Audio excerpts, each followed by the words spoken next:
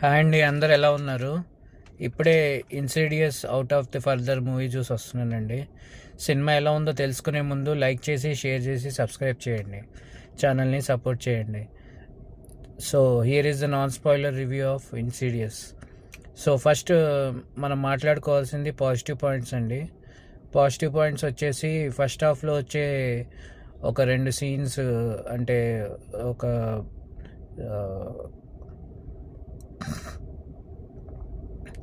ఒక బంకర్ లాంటి సీన్ ఒకటి ఉంటుంది, అదొకటి. ఇంకా నెక్స్ట్ వచ్చేసి డెంటల్ హాస్పిటల్లో ఒక సీన్ ఉంటుందండి.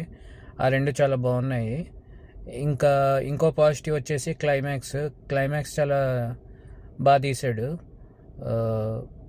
ఇవ్వండి పాజిటివ్స్. ఇంకా నెగిటివ్స్ వచ్చేసి ఇది హర్రర్ సినిమా అయినప్పటికీ కూడా పెద్ద హర్రర్ ఎలిమెంట్స్ అయితే అనిపించలేదు. ఓన్లీ ఒక రెండు జంప్ స్కేర్స్ ఉన్నాయి అంతే. మిగతాది పెద్ద హర్రర్ అయితే ఏం లేదు. అదండి మరి.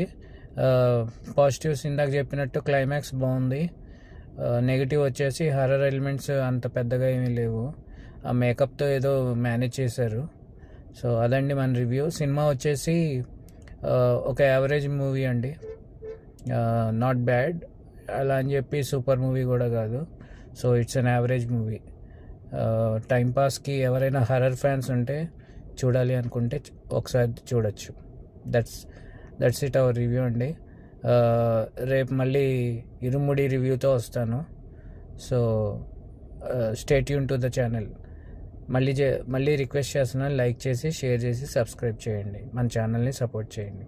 Okay, bye.